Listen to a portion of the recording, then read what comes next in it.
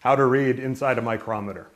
A micrometer is a precision measuring instrument. It's designed primarily for measuring outside dimensions on various materials. It's especially good at measuring round material. It can be used for measuring axle shafts, bearings, anything of that nature. It's quite easy to read. On the barrel of the micrometer, there are markings.